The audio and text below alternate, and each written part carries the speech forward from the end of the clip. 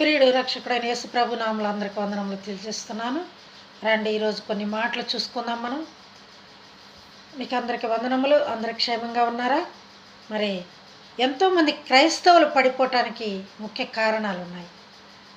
వారు వాక్యం చదవడం మానేస్తున్నారు, మరి ఆలయములకు రావడం మానేస్తున్నారు, అలాగే మరి ప్రార్థన చేయటంలో మానేస్తున్నారు, ఆయన స్తుతించటంలో మానేస్తున్నారు, ఆయన గురించి ఆలోచించటం కూడా మానేస్తున్నారు.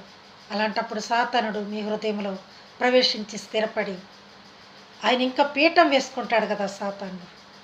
మరి అలాంటప్పుడు మీ హృదయంలో ప్రభుకు స్థానం ఎక్కడుంది? సాతానుడికే స్థానం ఉంది, మీ హృదయంలో దేవునికి స్థానం లేదు. అందుకే ప్రియులారా, ముందు ప్రాముఖ్యత దేవునికి ఇవ్వండి.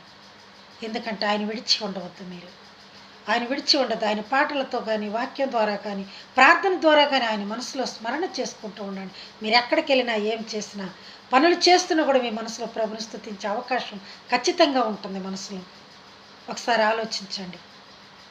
నిన్ను వీడి నేనుండలేను యేసయ్యా, నిన్ను వీడి నేనుండలేను, నా హృదయములో నిన్ను కొలిచెదను, నా పాటతో నిన్ను ఆరాధింతును, యేసయ్యా నిన్ను వీడి నేనుండలేను, యేసయ్యా నిన్ను వీడి నేనుండలేను, నిన్ను వీడి నేనుండలేను, యేసయ్యా నిన్ను వీడి నేనుండలేను.